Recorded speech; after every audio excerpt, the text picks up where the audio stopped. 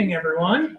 Good evening. Thank you so much for being here. After spending so much time teaching in this room, like sitting at the table, it feels very strange to be standing, literally standing before you. But thank you all for joining us. I'm really excited. I have to tell you on the front end, this was one of the hardest classes to prep for. If anyone came into my office this week or a little bit of last week, you would have seen books strewn about the table, the desk, because it's such a large topic. And it's very hard to encapsulate in the hour and 15 minutes that we have slated out. So I'm going to do my best. For those of you with whom who have learned with me in the past, because we have so much material to cover, it's not going to be quite as conversational as previous classes, but I will be calling on folks to read some of the passages that we're going to take a look at today. And so without further ado, let's go ahead and begin. I know some folks are making their way in. That is totally all right. Despite the title of this class, we're not really going to be talking about Madonna. But I think with Madonna's maybe Kabbalah fad, we could say, through the Kabbalah Center out there on the West Coast, I think the term Kabbalah came to be much more familiar to people in kind of the wider public than it had been. And as we'll come to see, Kabbalah or Jewish mysticism has been in many ways an esoteric project or an esoteric tradition. Now, over the course of the class today, I'm going to be using some big fancy academic terms, but I will define them as much as possible. Esoteric is a fancy word that means secret. Things that are only for the initiated. It's kind of like if you're in a fraternity or a sorority and you have like a special handshake or greeting or anything like that only the initiated know. That's kind of what Kabbalah has been for the vast majority of history. So real quick to give you an outline of what we're going to be discussing. Jewish Kabbalah, I'm going to be using the term Kabbalah and Jewish mysticism interchangeably because they mean kind of the same thing. It really is an ancient form of religious expression. And a large part of tonight's class, I'm actually going to be looking at those ancient roots of Kabbalah, where it comes from and how that leads to the developments of ideas and practices that we might be a little bit more familiar with here in the 21st century. So we're going to look at the early origins in late antiquity. We're generally going to be looking at some texts that are not typically a part of your religious school education from the 1st through the 9th century CE. We're going to take a look at different streams of Jewish mysticism. There's been various flavors of mysticism over the course of history that eventually at times kind of merge or interplay with one another that lead to perhaps the mystical concepts that we might be more familiar with. We'll be talking a good amount about exoteric versus esoteric. Esoteric, secret. Exoteric means able to be shared to the public. Can you all see the screen behind me? If I scoot back this way, is that better? Okay. I'm just gonna be like hopping back and forth with my slideshow there. Do we have a remote for the slideshow? Is that it right there? No, that's for the TV. That's okay. That's okay. And then finally, we'll spend the last few minutes discussing the role of Kabbalah in modern Judaism, because as much as we might think of this as kind of an ancient or a medieval thing, it has very much influenced our modern day practice. So on the front end, just want to say, if you have questions, please try to save them. I'll pause like 2 or 3 times over the course of the class to invite some questions. So feel free to write them down or type them on your phone. I won't be offended. It is okay. So first, I'm going to do the classic, college survey strategy of let's define some terms to begin with. First of all, we're going to define what mysticism is. This definition comes from Rufus Jones, who was a scholar of religion in the early 20th century. He defines it as the type of religion which puts the emphasis on immediate awareness of relation with God, on direct and intimate consciousness of the divine presence. So a lot of people will use terms, and most of the people that have really studied and explained these kinds of things love to use Latin terms. It's like a big thing in the academic world. You don't describe it in English. We're going to use some fancy Latin just to show how smart we are. So it is often referred to as a unio mystica, mystical union, meaning a dissolution of the barriers between our physical world and the realm of the divine. That's generally what we're talking about. Mysticism, that's what we're talking about. If we want to reach back even further, we can look at the work of Thomas Aquinas, who lived in Italy in the 13th century, and he described it as cognitio Dei experimentalis, the knowledge of God through experience. And when he says experience, it means very specific experiences, as we'll come to understand here in just a moment. Really, one of the great early American scholars of mysticism was a man by the name of William James. If you ever took an intro religions course, you might have read some of his work, specifically Varieties of the Religious Experience. I still have that book from my undergraduate days. And he offers not as much a definition of mysticism, but a definition of mystical experiences that are categorized by ineffability. That's why I titled this Defining the Undefinable, things that happen or experiences that are very difficult or near impossible to explain with words.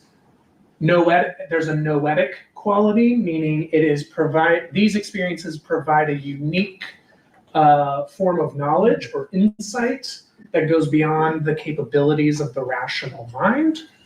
Transiency. Mystical states don't last for a long time, even though they may feel like they last for a long time. And passivity. It's a feeling of not being fully in control of what's happening, but simply allowing yourself to, whether it's drift or float. These are the things that in his research of many, many different texts of various scholars and mystics describing their experiences, this is how he describes it. Although the oncoming of mystical states may be facilitated by preliminary voluntary operations, meaning doing rituals or meditative practices to induce a mystical state, yet when the characteristic sort of consciousness one has once has set in, the mystic feels as if of course he's writing in the early 1900s, it's his own will were in abeyance. Now, we have kind of a common basis for what mysticism is, but when we're talking about Kabbalah, we're specifically talking about a Jewish flavor of mysticism. And that's why the first quote on your sheets, I hope everyone has their text packets with you, is from Gershom Scholem, who was a German scholar of religion who later moved to Israel. Really the first Jewish critical scholar of Kabbalah. For a long time, it was not really touched by a lot of the early critical scholars of Judaism. Those of you, I see some coffee and conversation folks out there. So we were recently talking about the early development of the Reform movement, which was grounded in this fancy schmancy school back in Germany called the Wissenschaft des Judentums, which simply means the scientific or critical study of Judaism, learning about Judaism not in a yeshiva, and not with the given premise that everything we're studying is inherently holy, but actually using modern techniques to analyze the ancient texts of Judaism. And so he's very much kind of the extension of that. Those early scholars really did not want to deal with texts like the Zohar and a lot of the Kabbalistic texts. In many cases, they had a very severe, to be generous, let's say, aversion to Jewish mysticism. If I were to use a more accurate, they had a hatred of mysticism, I would say. These are all people who are coming from the Enlightenment. They're really big on reason, rationalism, science, all of those kinds of things. And mysticism, as you will come to see, flies in the face of all of that. So I want to invite everyone to kind of loosen your attachment to our rational, critical minds as we begin to enter into these texts. And so Gershom Scholem writes in 1946, there's no such thing as mysticism in the abstract. So I guess forget the previous two slides. That is to say, a phenomenon or experience which has no particular relation to other religious phenomena. There is no mysticism as such. There's only the mysticism of a particular religious system, Christian, Islamic, Jewish mysticism, and so on. And I think this is a really, really important point and actually relates back to the title of this class, talking about Madonna, which is that certainly in modern times with kind of New Age spirituality and the way that it's able to pull from different traditions, Kabbalah in many ways is being presented as divorced or as superseding Judaism or traditional Jewish life practice, so on and so forth. But as Scholem writes, and I totally agree with him, in order to understand Kabbalah, you really have to be within the, I guess, religious mindset of a Jewish person. And all of these are not seen at all of these texts and the various testimonies of mystical experiences of ancient sages are not to be understood as being apart from their Jewish identity and their connection with Jewish practice, but actually it is all interwoven. And so this is why you get, for example, I would imagine many people in this room are aware of the traditional barrier to studying Kabbalah, which is that you need to be at least 40 years old, you need to be a man, and you need to be married. That's kind of the traditional fence that is set up around Kabbalah. We'll actually have an opportunity to talk about why that is. So thank you all for joining me in completely breaking that rule tonight. But as we'll come to see, in many ways, in order to understand a lot of this stuff, you actually have to approach it with a really, really strong grounding in Jewish textual knowledge, because a lot of it is very complicated, and it is building metaphors based off of what it sees as sort of commonly understood knowledge. In order to go deeper into a text or be able to mine secrets of a text, which is really one of the core elements of what Kabbalah is, you need to know the text, and you need to be kind of within that community. So I'm going to pause real quick before we start diving in. Any questions? I just always heard it referred to Kabbalah. Kabbalah, yes. Yes. So I pronounce it in the modern Hebrew way, Kabbalah. You might hear it with a more Ashkenazi pronunciation, which is Kabbalah.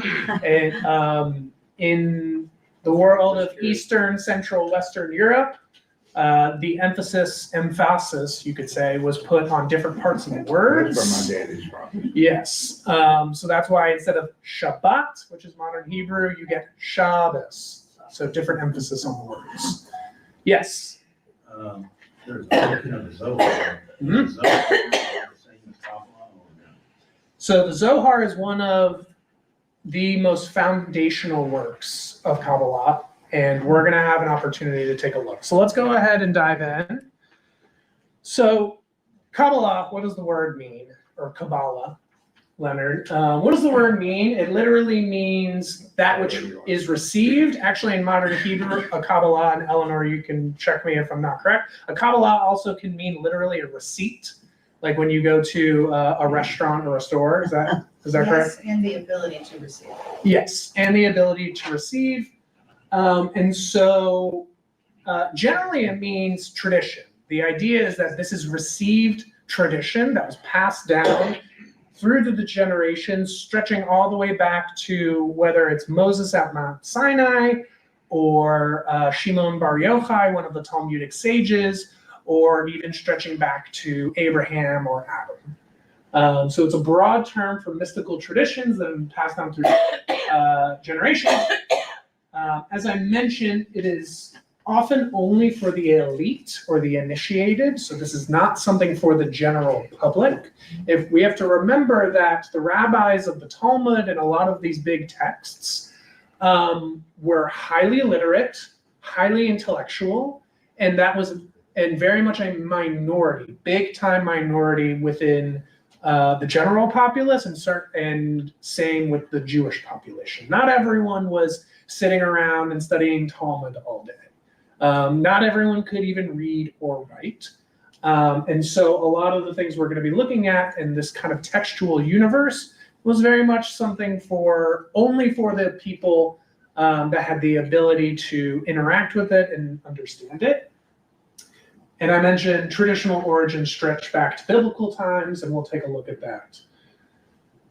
Next slide, I tell myself. Okay.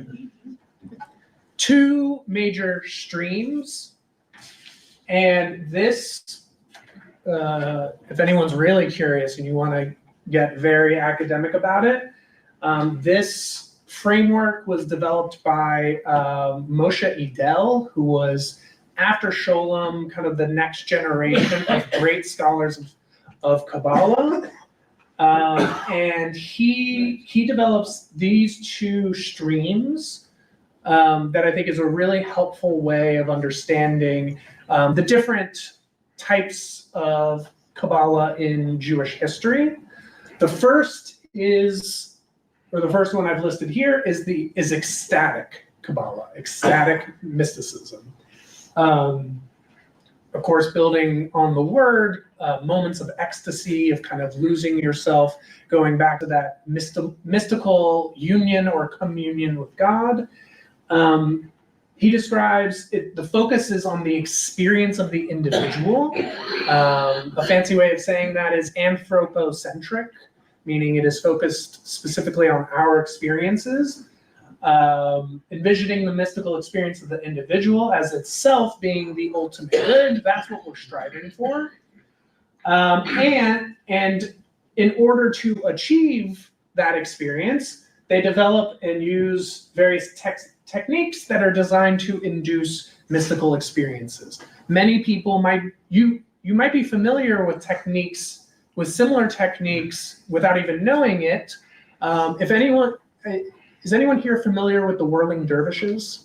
Yeah. Mm-hmm. Yes, the whirling dervishes. Oh, yeah. So it's a tradition, I believe, from Turkey, where, and it actually comes from Sufism, which is Islamic mysticism, and basically they dance by spinning around in circles, and actually that stretches back to practices of you spin around in circles enough, you're going to have a mystical experience of the divine. And so we have our own. One of the key elements is these techniques. The fancy word that Idel uses is that they are anomian, meaning that they are not a part of kind of standard Jewish ritual practices, but these are actually things that are different from what you would read in kind of How to Jew textbook. This is, again, for the elite. And they lead to these mystical journeys to the realm of the divine. And we're going to take a look at that very explicitly. And I really want to emphasize this. We're going to see this in a little bit. Reader beware. Ecstatic Kabbalah is seen as dangerous, extremely dangerous. And that is why a lot of kind of our canonical Jewish texts are very resistant they knew that these practices were happening, but they're very resistant to it because it's seen as dangerous. You're toying with powers that you don't understand. I'm thinking Indiana Jones, Raiders of the Lost Ark. I see some nodding heads out here when he opens up the Ark, and you don't want to look at that. And so without proper training, without proper methods, this can be very dangerous. And there is a focus on isolation. This is not seen as a communal activity. This is very much an individual, alone, out in the wilderness activity. The other stream, fancy words, I know. Theosophical/theurgical. Don't worry, we'll define them. Theosophy is a theory of the elaborate structure of the divine world. So if you've heard the term spherot, that is an example of theosophy. It is literally mapping what the world is like. I keep pointing up because I think most people think of kind of the divine realm, but separate or against our own world. So a theory of the elaborate structure of the divine world and the ritualistic and experiential way of relating to divinity in order to induce a state of harmony. So finding ways of closing that gap between God and us, mapping and describing different aspects of God, spherot. And then this is a really, really big one, an emphasis on the secret meanings of mitzvot, the secret meanings of the standard commandments, rituals of Jewish practice. And because of this, a lot of the texts that fall into this category become more widely popularized and are not seen as being as potentially dangerous, because it's still, as there's a note here, it still maintains a commitment to traditional Jewish practice.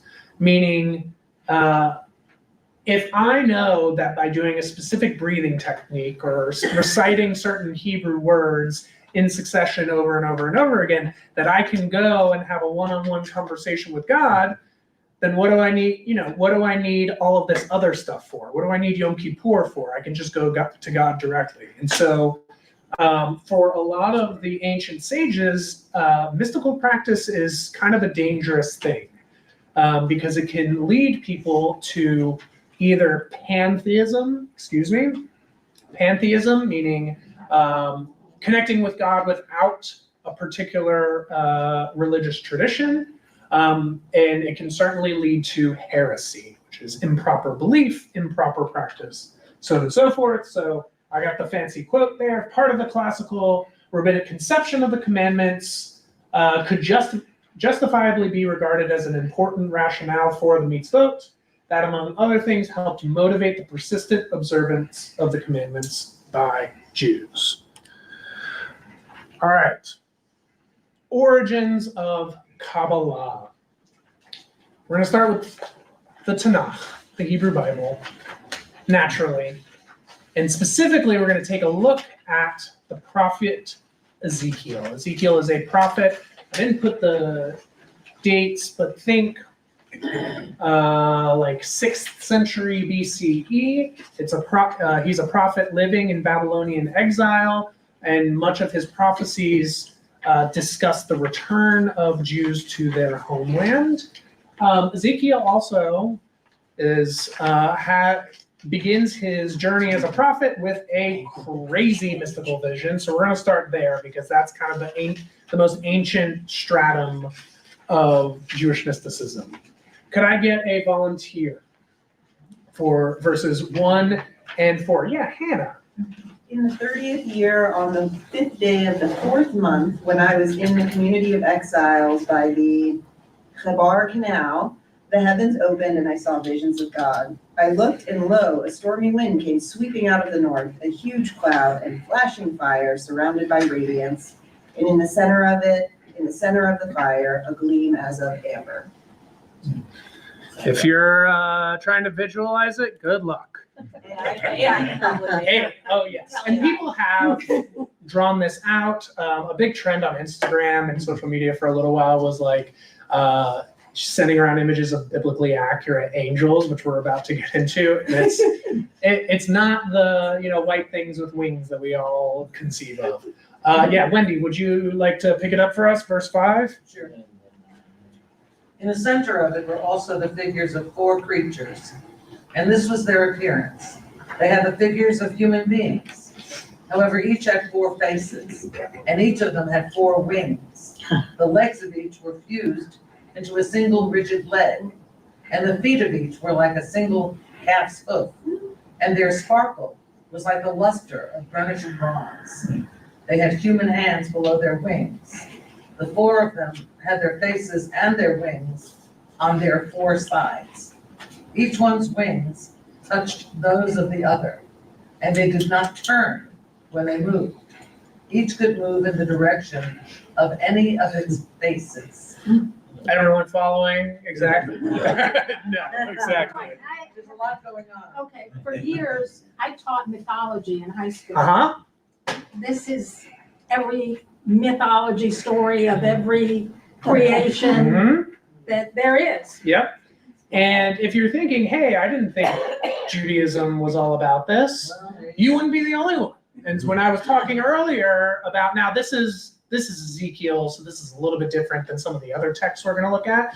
But this is part of why certainly the early shapers of Reform Judaism, I'll speak specifically to that, who were big time rationalists, science people, would look at this and be like, this is not the essence of Judaism. This was tacked on later on, and because it gets even weirder if you can believe that. Okay, and then I skipped ahead. There are more extensive descriptions. This is a description of what eventually comes to be known simply as the Merkava in Jewish tradition, the chariot, the divine chariot. And then above the chariot, we get a glimpse of God. And so we'll pick up with verse 26. Can I get another volunteer? Yes. Okay, above the expanse, over their heads, was a semblance of a throne, and the appearance like a sapphire. And on top, upon the semblance of the throne, there was a semblance of a human form. And from what appeared as the loins up, I saw a gleam of amber, what looked like a fire encased in a frame, and from what appeared as the lion's loins down, I saw what looked like fire. There was a surrounding radiance like the appearance of a bow that shines in the clouds on a day of rain, such as was the appearance of the surrounding radiance. That was the appearance of the semblance of the presence of God. When I beheld it, I flung myself down on my face, and I heard the voice of someone speaking. Okay, Ezekiel's seeing some things. So, based off of this experience, we get what is considered the earliest form of Jewish mysticism, which is called throne mysticism or chariot mysticism. People will often use the Hebrew term hechalot mysticism, which means palaces.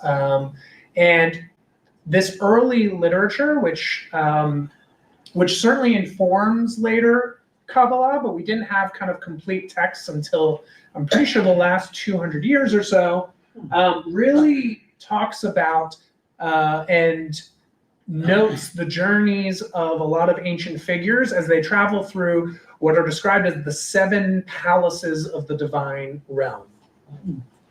So I brought some snippets from here, and here you see a 1670 engraving of Ezekiel's vision. So here you got your angel beings, I think. Obviously God up there above the firmament. And then these are the wheels of the chariot. So definitely getting very, I was trying to think of a nice word for it. We're getting really trippy. And buckle up, because it's going to be a lot of this class. Do you want me to save it? I have a question. Yeah, go ahead and ask that. Has there been any retrospective study or analysis on if in fact they may have been on psychedelics or No, it's real. naturally occurring plants that can cause visions and things, and or mental visions caused by mental health illness? Yeah, so there have been a lot of studies There's been a lot of studies about that. I didn't consult them for tonight, so I can't answer it. But it is like. But Ezekiel definitely, either it is not clear that Ezekiel was particularly mentally stable. That's not to say that you have to be unstable to have visions like this. But in another passage in the book of Ezekiel, based off of the instructions of God, he is instructed to eat excrement. That is, so he's a little bit of an unhinged prophet for sure. But yeah, I mean, that's certainly a theory. Certainly Moses and the burning bush. A lot of people. But it's like a topic of study among scholars. Oh, for sure. For sure. If there's one thing that scholars love to dig into, and there's a lot of, it's often the Bible. People really like to dig into that kind of stuff, and that could be an adult education topic in and of itself.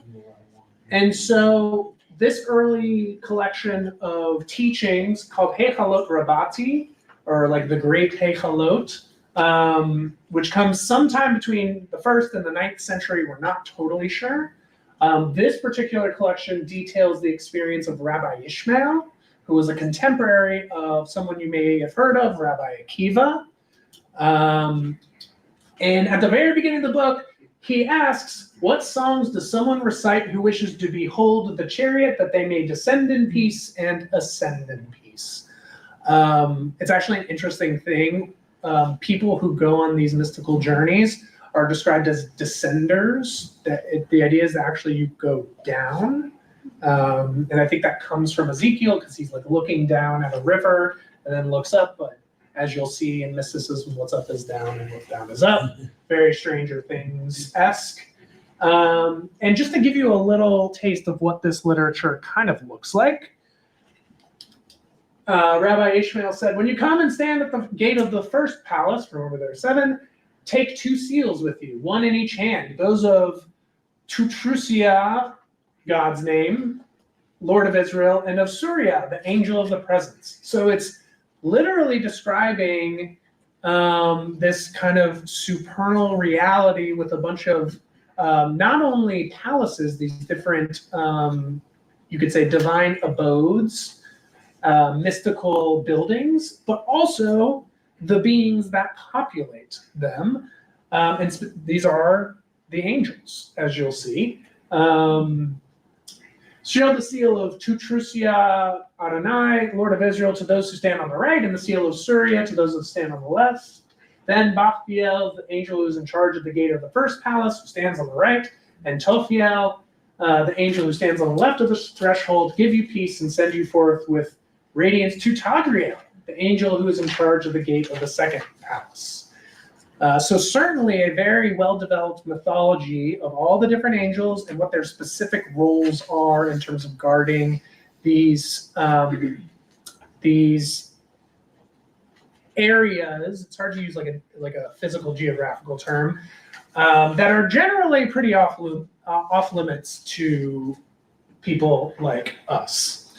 Now, you might be thinking, okay, this is way outside the pale of what we consider to be normal belief in Judaism, and that's another reason why certainly a lot of early modern folks really had an aversion to Kabbalah. I will say that at my alma mater at Hebrew Union College, Kabbalah, Jewish mysticism was not taught, I believe, until the 1990s.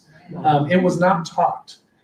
Because it was seen as irrational and based off actually the work of Sholem, in many ways not Jewish, meaning that it was picking up on the mythologies and the cosmologies of, for example, their Babylonian captors or even Christian Gnostics. That's Gnostic with a G in the front that you don't pronounce, so on and so forth. Now, Adele kind of challenges that, but we don't need to get into the depths of scholarly debate. But we see evidence of this kind of activity on the part of ancient rabbis that we may or may not know very well. First, in the Jerusalem Talmud, which actually there is another, it's a slightly different version of it in the Babylonian Talmud, but we don't, the important thing is that there are a lot of passages in the Talmud that are both evidence of this kind of activity, that this was something that some people did, but also guarding against it because it is, like I said, dangerous. One does not explain the laws regarding sexual improprieties to 3 people. I think that's probably because you want to be very private about those kinds of things. Nor the creation to 2 people, nor the chariot to 1. So you're not even supposed to talk about the descriptions of the chariot to 1 person unless they're wise and have already reached a certain level of understanding. And then it gets even stronger. Anybody trying to investigate 4 things, it would have been better for them not to have come into the world. That's pretty strong language coming from the Talmud there. What is above and what is below, what is before and what is after. Now, as many of us know, you don't need to write rules telling people not to do things unless they're already doing it. And we know that that is true because elsewhere in the Talmud, we get lots of examples of people doing just that. So I wanted to bring this very famous passage from the Talmud. It's about 4 sages who enter an orchard.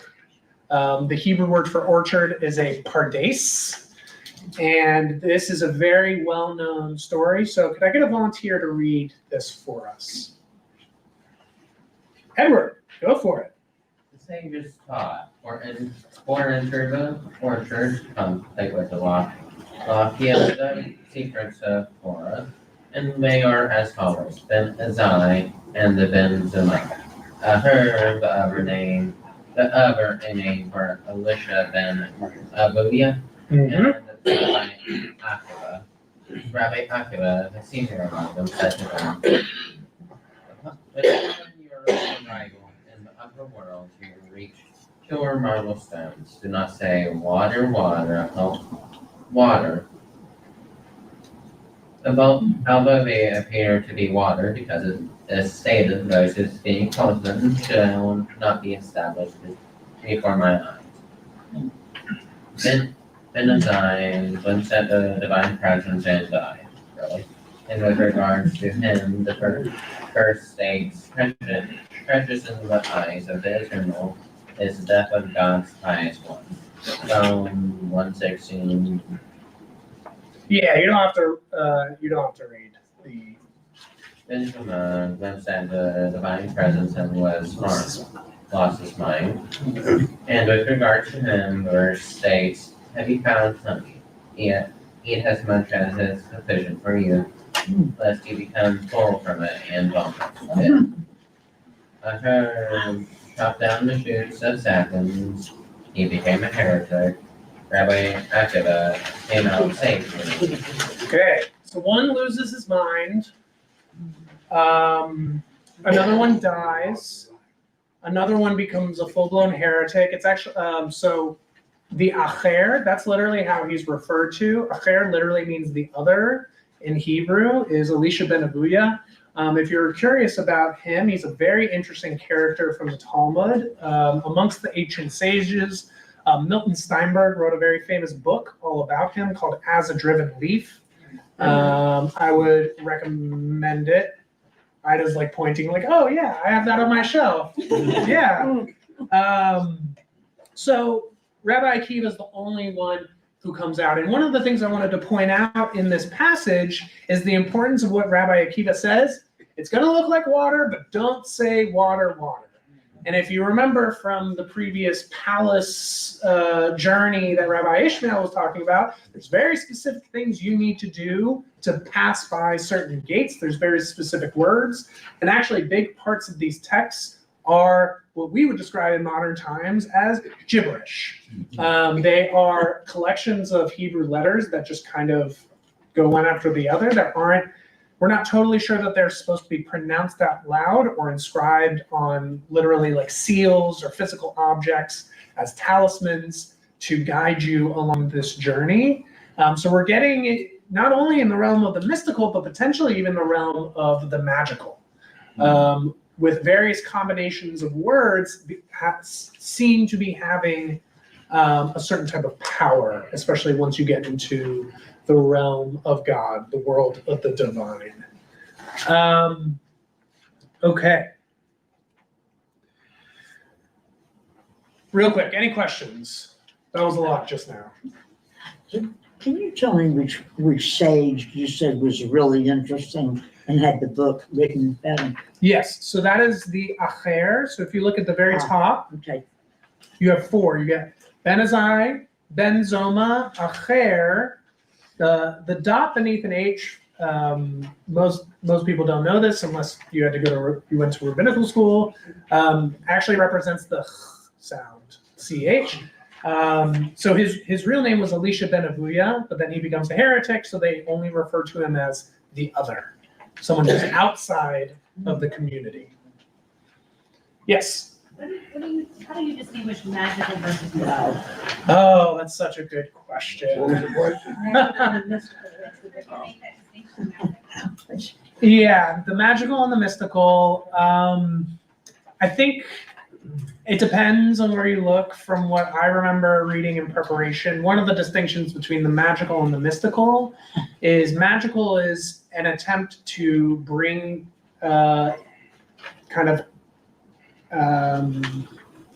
bring powers from outside of our world to come to bear on this world.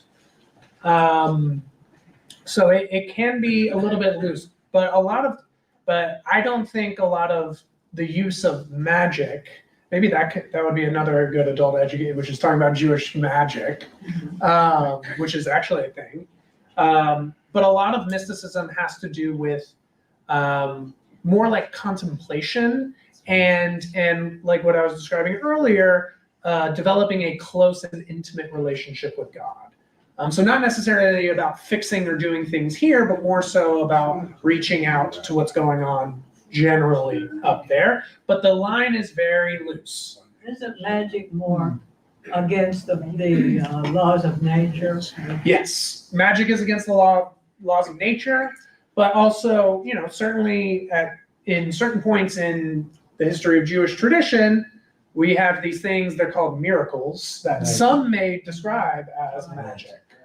But certainly, when people are studying this and you use the term magic and people get all, nervous about it. But there is certainly an element where these kinds of practices are dealing with powers that are fundamental to our world.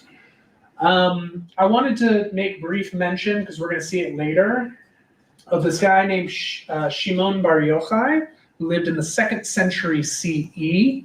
Some may refer to him as the Rashbi. We love acronyms. And so he's sentenced to death by the Romans for being critical of their political dominion over the land of Israel. And so he and his son, Rabbi Elazar, went and go and hide in a cave. This is a pretty well-known story. You might be familiar with it. A miracle occurred, and a carob tree was created for them, as well as a spring of water. They would remove their clothes and sit covered up in sand up to their necks, and they would study Torah all day, just like that, literally burying their heads in sand. Except for burying their bodies in sand. They would remove, at the time of prayer, they would dress, cover themselves, and pray, and they would again remove their clothes afterward, so that they would not become tattered. They sat in the cave for 12 years. And eventually Elijah the prophet came and stood at the entrance to the cave and said, "Who will inform Bar Yochai that the emperor has died?" This is actually, I believe, Emperor Hadrian at this time, and his decree has been abrogated. The reason I bring this story is because when I was talking about how Kabbalah is seen as stretching back to ancient times, even though a lot of the literary works we're going to be talking about are from medieval times, it's moments like this that they point to, and specifically the Zohar, which we're going to get to here in just a little bit. Zohar pops onto the scene in the 13th century CE, 1200s, but the Zohar is presented as being an inherited teaching inherited teachings all the way from Shimon Bar Yochai when he was sitting with his son in this cave. So remember when I was talking about ecstatic Kabbalah, a lot of isolation involved with it. You kind of go on your own. Of course, Ezekiel has his vision when he's alone by the bank of a canal. And so this is seen as kind of like the beginnings of one of the origin stories for Jewish mysticism, and specifically the Zohar. There's a second part of the story, but I'm actually going to skip it for the sake of time this evening, but it's in your packet, so if you want to do some studying at home. Very quickly, while I'm looking at the time, wanted to make mention of, so if you were to say, what are the three most important books of Jewish mysticism? The first would be the Zohar, which we'll get to. I'm going a little bit chronologically here. The second would be likely the Sefer HaBahir, another medieval text. The third would be this text right here, Sefer Yetzirah, which means the book of creation. And in this text, which also comes from between 1st and 9th century CE, you get these very interesting descriptions of how the universe came into being. And if you're wondering how the universe came into being, Big Bang, no. Modern science, black holes, no. It's the Hebrew alphabet. 22. 22 letters. So there's 32 paths, or 32, I guess, core elements that comprise the universe that God used to create the universe. They are the 22 letters of the Hebrew alphabet. And then these 10 things that are called, and this is where the term comes from in this book, called sphirot. They're kind of understood as like measurements or limitations. We're not totally sure what they mean within this context, but I wanted to bring a little bit from Sefer Yetzirah just because it's kind of fun. And it's very interesting, and this is certainly a moment where for me, certainly this feels very foreign to be reading this. So by means of 32 wonderful paths of wisdom, did Yah, God of hosts, all the different names for God, blah, blah, blah, blah. Of course, it's, in this text, it's all he, him, his. Created his universe by three principles, by border and letter and number. 22 letters of the foundation. He set them in a wheel, which you see depicted here, like a kind of wall with 231 gates, and the wheel rotates forward and backward. So it's kind of like a cipher that go back and forth, and it was flowing from this cipher are all of the things that we know as being the universe. I did find an artistic depiction of what these 231 gates may look like, or might, how we might conceive of them. There's this whole thing about weighing the different letters and set them as opposites. And so it's talking about kind of how this cipher is working. It's Aleph with all the letters, and then all of the letters with Aleph, Bet with all of them, and all of them with Bet. Don't worry if you're not fully following along. I'm right there with you. It rotates in turn, and thus there are 231 gates. Everything that is formed and spoken goes out from one term. I did find a depiction. I don't know how accurate this is mathematically, that this is what the 231 gates look like. So as you can see, we're getting into the world of fractals, of sacred geometry. So if anyone remembers, there's this guy named Pythagoras, who not only came up with the Pythagorean theorem for determining the area of a right triangle, but also, or determining the length of the sides. It's been a while, sorry y'all. But also had his interest and love of mathematics was not just for the sake of being able to balance your checkbook. It was seen as an avenue to the sacred and to the divine. And there was a very mystical and religious element to his wider philosophy. And so this is kind of the realm that we're getting into when we're talking about Sefer Yetzirah, and it is actually drawn all the way back to Abraham. So it's written, when Abraham, our father, may he rest in peace, came, he looked and saw and understood and explored and engraved using the Hebrew alphabet. Now we might be getting into a realm of magic where Abraham is using this Hebrew alphabet revealed to him by God and hews it, literally chisels it into something, and succeeded at creating something himself. So it's not just God that could create things with the letters and the words, but also us. And this is how they're understanding the verse from Genesis 12. This is Abraham and Sarah as they're running around to use the old school term, they were proselytizing. They were, it's understood as that they were actually finding converts to join in this whole one God movement. And so the way it's described is in the bodies, it could be understood as the people or as the souls they had made in Quran. And so that's how this text, this ancient text is understanding how they were able to do it. Yes? These 3 books, were they written in Hebrew? So, great question. Sefer Yetzirah written in Hebrew. The Zohar written in Aramaic.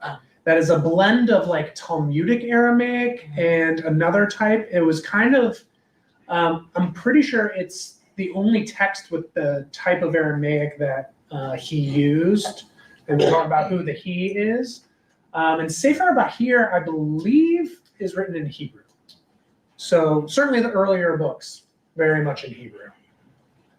So what about Zemzem, God's Big Bang? We're getting there. Carolyn asked about Tzimtzum, and we'll get there. I wanted to give you all, what you might not read on the Wikipedia page. But we'll see that in the Zohar, it's not just, the Zohar came on the scene and, now everyone's wearing the red bracelets or whatever it is. But the Zohar is actually channeling a lot of these earlier texts. So these earlier texts were very much understood. They were, and they informed a lot of later chapters of what we would call Jewish religious history, we could say. I wanted to make mention of this guy, Abraham Abulafia. Very fascinating character, but he, in the 13th century, becomes kind of like a later iteration. He becomes obsessed with Sefer Yetzirah. And grew up in, I believe in Spain, in northern Spain. And he created this school called Prophetic Kabbalah. And his whole premise, of this school was, these prophets that we have in the Hebrew Bible, Ezekiel, Isaiah, Jeremiah, so on and so forth, we think that that there aren't prophets like that anymore. But actually, if we go through different series of the Hebrew letters and different meditative practices, all of those things about ecstatic Kabbalah that I was talking about earlier, that we can literally hack our brains. He wouldn't have used that word, but that's how I'm going to present it. We can actually rewire our brains to receive prophecy. And this actually becomes pretty influential, although a lot of people are really, certainly kind of your center of the road Jewish establishment leaders are not on board with this kind of stuff. And so if you read something, some of his works or some of the teachings attested to, he will literally say, okay, sit there and you're going to pronounce out, you're going to go through actually what Sefer Yetzirah was just talking about. You're going to take an aleph, you're going to pronounce aleph, aleph, aleph bet, aleph gimel, aleph daled, and you're going to pronounce what those words, like the what's the word I'm looking for? The syllables. There's another word I'm looking for. That's fine.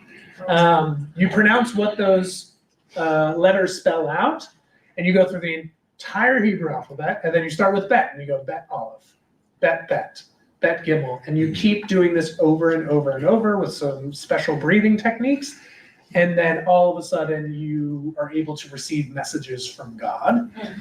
And he starts receiving these messages. God starts sending him DMs, and one of the things that God tells him to do, and I also want to say, Abraham Lafayette was a very, very smart intellectual guy. He was not, I think oftentimes people think of mysticism as being for the less sophisticated of minds, but that's actually not true. Certainly in Jewish mysticism, it's actually seen as kind of the pinnacle. When you get to the limits of what your reason can handle, you kind of go beyond that. And so he was very much a student of Maimonides. I don't think he didn't literally learn from Maimonides, but Maimonides was all the craze in the 13th century. And basically incorporates these mystical techniques with the rationalism of Maimonides. So one of the things that God tells him to do is to go and convert the Pope to Judaism. So in 1280, he travels to Rome the day before Rosh Hashanah, and he tries to convert Pope Nicholas III. I guess he didn't check his Find My Friends thing on his iPhone, and the Pope wasn't there. And they promptly threatened to burn him at the stake, and then he left. Wise man. But yes, wise man indeed. But Abraham Abulafia, pretty important figure. I wanted to be sure to mention his name. Quick question about that. Yes. The visions and the messages, was that like the same thing? Because your bullet said that he had visions, messianic visions. Yes. Yeah. It is the same thing. Same thing, okay. Yeah. So that the idea being, I don't know of visions similar to what we were talking about Ezekiel describing, but certainly he talks about gaining wisdom through different combinations of God's names. Right. And so I think a lot of it is kind of like reaching a higher intellect. And so basically through creating this channel with the great intellect being God, that you receive a new level of wisdom, of strength. But I do think it was primarily kind of like through words. It wasn't necessarily images per se. But of course, when we're getting into this, those two things kind of blend. Yeah. Yeah. And especially when we're thinking about with Sefer Yetzirah, the connection between letters and the physical world. And so one of the passages in Sefer Yetzirah, different letters sort of govern over different elements, whether it be fire, water, earth, so on and so forth. I started going down a real big rabbit hole with Sefer Yetzirah, then I was like, oh, we got a lot more that we need to get to. But I wanted to bring, I don't know if y'all have seen Avatar: The Last Airbender, but bring the like fire, water, earth. Anyway, never mind. Did he really go to Rome? Oh, yes, he did. In physically? He did. He did. He tried to convert the Pope. Very, very brave And man. the Pope was not there. The Pope was not there. The Pope was at some other estate in Italy. And so, yeah, I guess he got his timing wrong. Or maybe the Pope was getting ready for Rosh Hashanah. That could be it. So, transitioning to that other stream that I was describing, theosophical, theurgical Kabbalah. I talked a little bit about theosophy. That's like mapping out what's going on up there. Theurgical means that what we do down here affects what's going on up there. That it's not just it's different than kind of the palaces and the letters. I mean, where what we're trying to do is observe the divine realm. In this case, and this is very much developed by the Zohar, and I'll have like a formal introduction for the Zohar in a second. In this case, actually what we are doing here is helping maintain the balance of all of the different attributes of God up there. And as we'll come to see, this is where the concept of tikkun olam comes in, which is that the more good we're able to do here, the more repaired things will be up there. And then once things are repaired up there, then the world will be perfect. And there won't be a division between our world and God's world. So this type of Kabbalah comes into its full mature formation, I would say, in the Middle Ages. One of the key elements of this is the correspondence between commandments and the divine realm, which is that I often get asked the question, Rabbi, why aren't Jews supposed to eat shrimp? Why are you not supposed to mix wool and linen? And I typically respond, that's a really good question. I could give you 3 or 4 different explanations, but at the end of the day, we're not totally sure. And this was very much at the forefront of the minds of a lot of medieval philosophers, which is why do we have all these laws? There are laws that we feel like we could get to just by using reason. Do not murder, do not steal, so on and so forth. But then you get the very quirky laws. And at a certain point, a lot of the philosophers kind of throw their hands up and they're like, we don't know.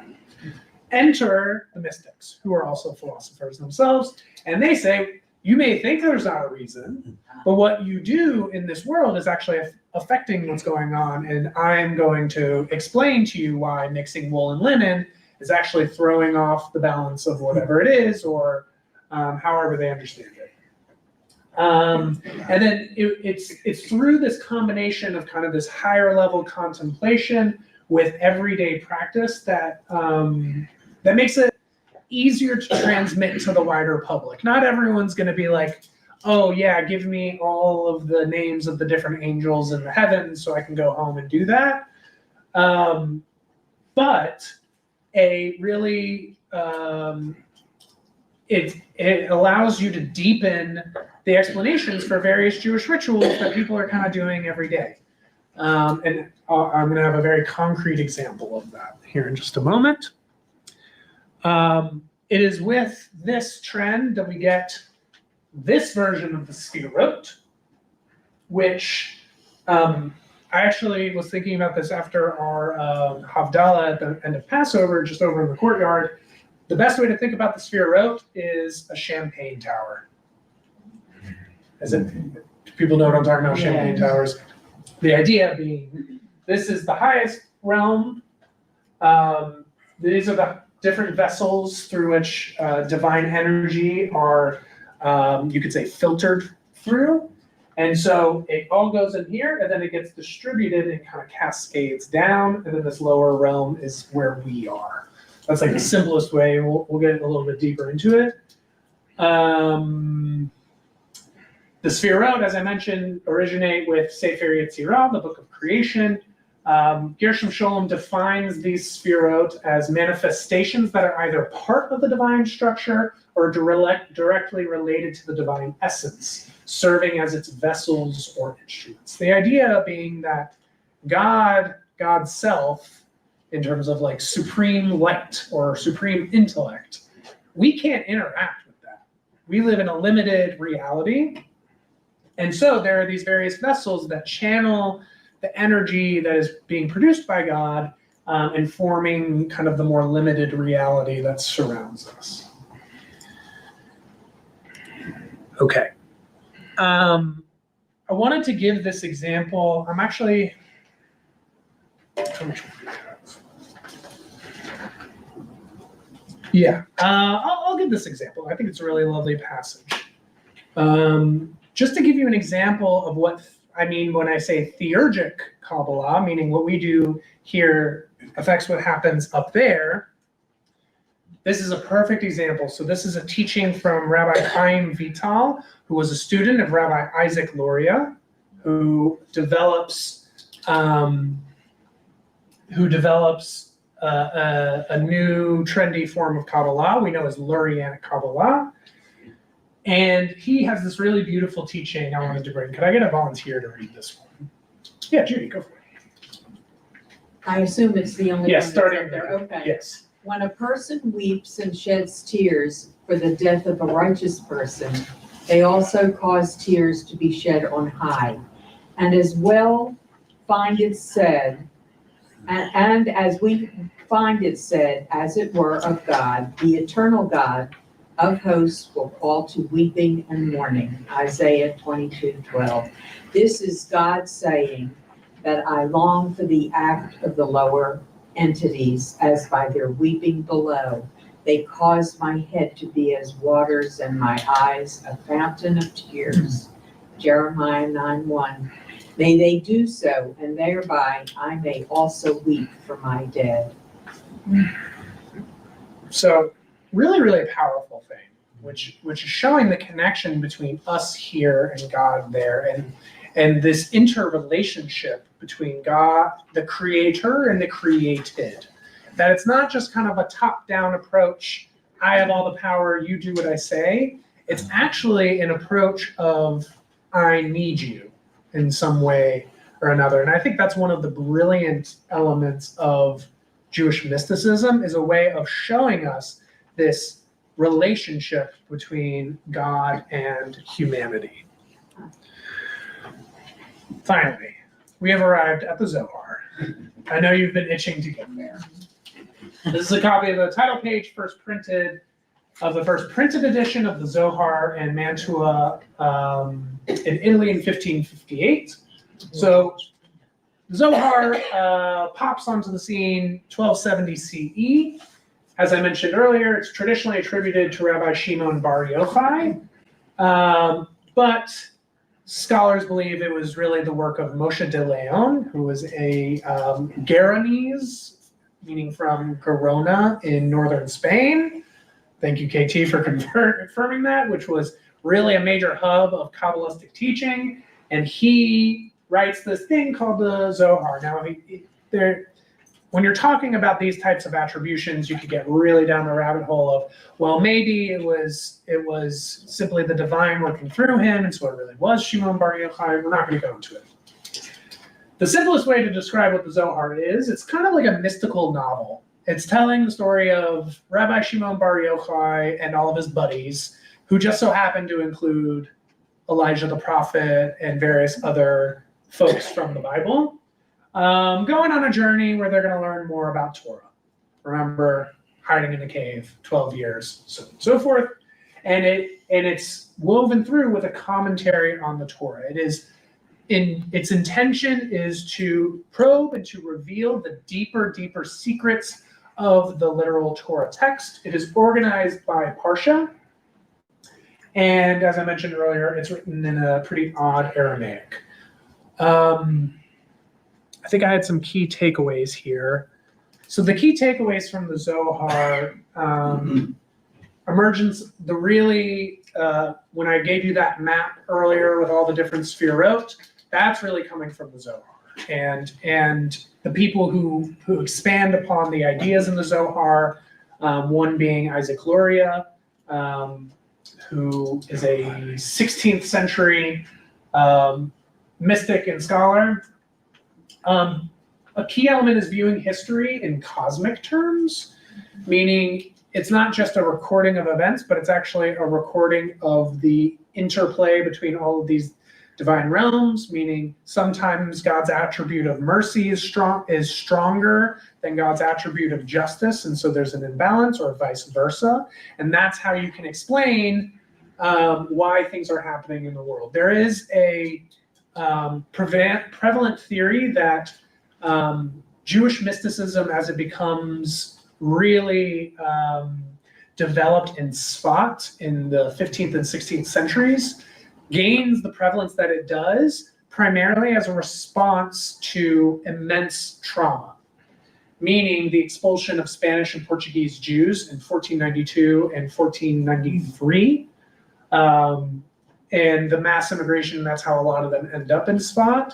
And so there is one of the key elements in the Zohar, even though the Zohar was written before, but part of the reason it becomes so popular, many scholars think, is because people are trying to understand why all these terrible things have been happening to them.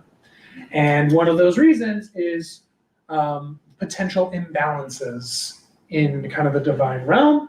And one of the things that it talks about a lot is the nature of evil and sin. It is with the Zohar we get an idea that there is kind of an evil force out there in the world that is the result of certain things that happened when the world was created, and that's where evil comes from. That's where that's why bad things happen.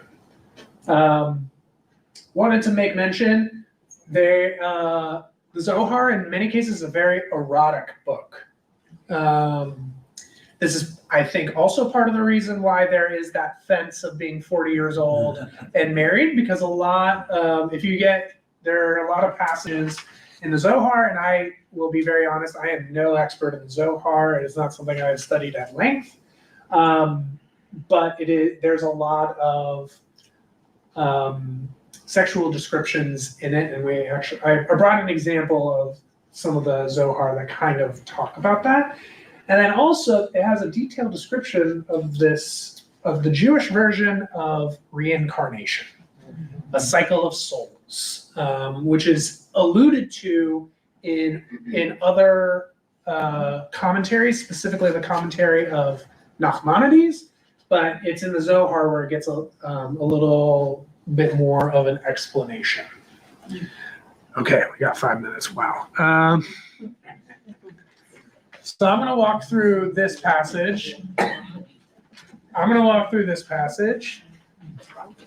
And I'm not going to do the whole thing, but I wanted to give y'all a taste of what's going on with the Zohar and why what I said earlier about you have to have a lot of previous knowledge in order to even begin to understand it.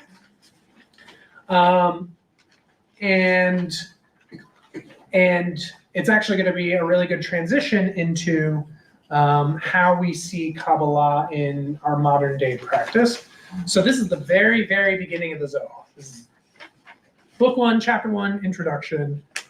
Rabbi Chizkiah, who's one of these figures that plays a role, opens his discussion with the text from Song of Songs as a lily among thorns. Kashoshana ben Achochim in Hebrew. So what he asks, does the lily symbolize?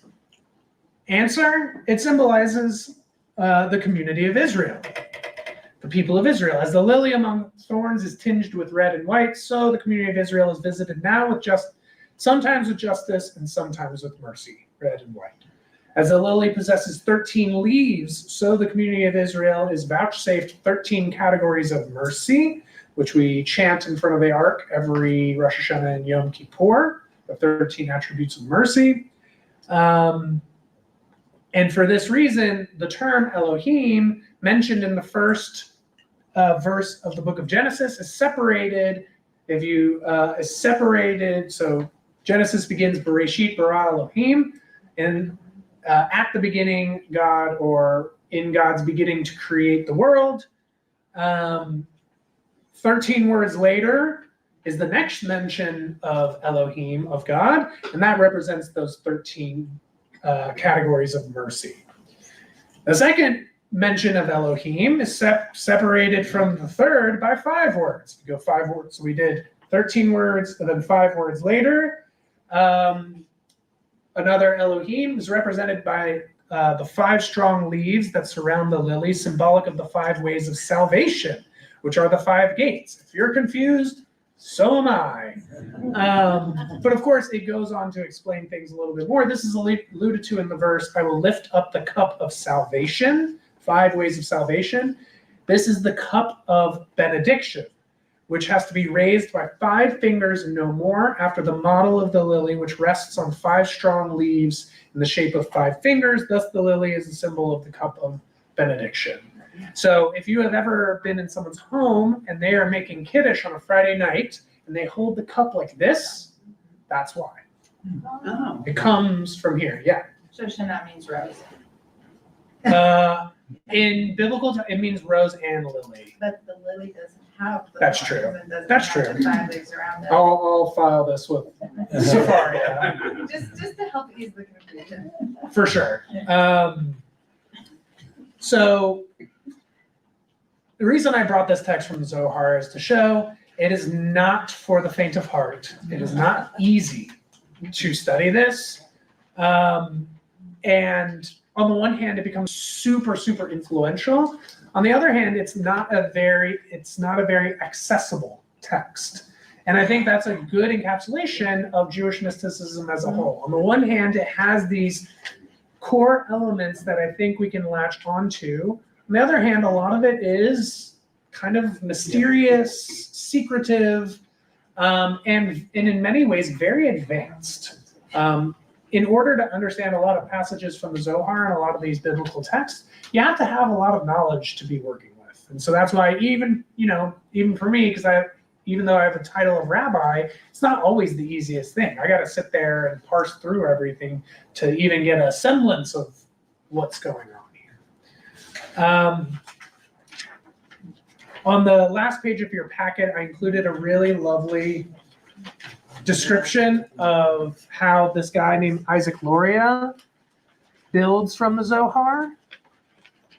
I included a brief description of him here. He was a 16th century. He's where we get this idea of Tzimtzum, of God's self-contraction, the breaking of the vessels, and then specifically the idea of tikkun.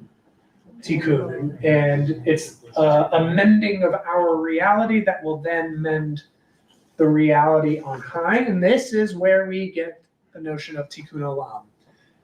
We are at 8:15. If y'all could give me 5 minutes more, I'll wrap it up in a nice. He died in Jerusalem. I can't just say. I believe he died in Tzfat. He was born in Jerusalem, died in Tzfat. Very interesting. He had an Ashkenazi father and a Sephardic mother. And he only lived to be 38. He didn't write a lot of his teachings. A lot of them were only passed down through his students. But he becomes an extremely influential, there's a whole school of Kabbalah that's named after him. It's called Lurianic Kabbalah. We have some Luries joining us tonight, perhaps descendants. So I wanted to finish talking a little bit about how Jewish mysticism comes to influence our world now. The most obvious connection is Hasidism. Hasidism began as a movement in late 18th century Poland by this guy named Israel ben Eliezer, who comes to be known as the Baal Shem Tov. If you don't know what Baal Shem Tov means, it means the master or owner of a good name. A Baal Shem is also a term for people who are miracle workers that know, if you remember, how to use special Hebrew words. Perhaps similar to what Lisa was talking about, blending the mystical and the magical to heal people and to help people. And so he was not only a teacher, but also seen as a healer and almost prophetic figure. And one of the key elements of Hasidism is it was able to take elements of Lurianic Kabbalah, which itself was an extension of these early expressions that we started off with. And they, one of the big things was making it relatable to the common people. Using mysticism as a way, or shifting mysticism from the subject of the elite scholars studying the Beit Midrash and opening it up for people like you and me to be able to interact with. And so there's an emphasis on personal connection with God, dveikut, which means a clinging to God. And that's why you get people like Rabbi Nachman, who talks about going out into the forest and praying to God there. So you see elements of ecstatic Kabbalah that we were talking about earlier, maybe not as much with all the angels and the palaces and the special formulas, but you also see it in Hasidic music. Nigunim, the use of wordless melodies, are a way of encouraging us to break out of our kind of normal state of mind or normal rational thinking. And then, of course, singing, dancing in circles, are seen not just as something that's fun and a way of increasing joy, but also as, but through that joy, gaining a closer and more intimate connection with God. Last quick things just to mention. We may think, oh yeah, this is all ancient medieval, as I mentioned earlier, but actually there are many ways in which Kabbalah influences modern practice, one being our liturgy in our prayer book. There are a lot of these liturgical poems. So when I say liturgical poems, I'm talking about things like Lecha Dodi, Adon Olam, Ana B'Koach, so on and so forth, that incorporate either secret names of God or that use numerology and gematria, which is the numerical value of Hebrew letters, which is even stretching back to those early texts of Sefer Yetzirah. Lecha Dodi does this. If you remember, how many sfirot are there? We talked about it. 10. There are 10 traditionally in Jewish tradition. If you think about it, there are 9 verses in Lecha Dodi. You sing the chorus after each verse. And so if you start with the chorus and you end with the chorus, you end up with singing the chorus, the Lecha Dodi Likrat Kala, 10 times. The repetition of certain phrases, for example, if you remember at the end of Yom Kippur, we say things like the Shema and Adonai Hu Elohim. We do it 3 times, and then we do it 7 times. 3 plus 10. 3 plus 7, 10. So even in these small ways, we are actually seeing how Kabbalah becomes so popular and pivotal in ways that we don't even quite know kind of the hidden meanings there. So there are all these little hidden Easter eggs in our prayer book and in other Jewish texts. And then finally, I wanted to make final mention of Aleinu. Aleinu, the origins of Aleinu, which are a medieval poem that became so popular that now we do it every service. The origins are very much in Kabbalah and Jewish mysticism, and we can see, first and foremost, by the language that's used. Ba'anachnu korim, but we bow, prostrate ourselves, and offer thanks before the Supreme King of Kings, the Holy Blessed One, who spreads out the heavens and establishes the earth, and whose seat of glory is in heaven above, and the abode of God's invincible might is in the loftiest heights. Remember, we were talking about visiting God's loftiest heights, approaching the temple. We see it very clearly in a prayer we recite every single Friday night. And then, this is actually a passage we don't typically chant in Reform communities, but if you were wondering the origin of that phrase, Tikkun Olam, we therefore put our hope in you, Adonai our God, to soon behold the glory of your might in banishing idolatry from the earth, and the false gods will be utterly exterminated. Gives you a sense of why we don't necessarily chant it quite as much. But here's the important part. Litaken haolam b'malchut Shaddai. To repair the world as it is in the kingdom of Shaddai, in the kingdom of God. But the translation I looked at has to repair the world as, meaning we're going to make this world as if it's the divine world.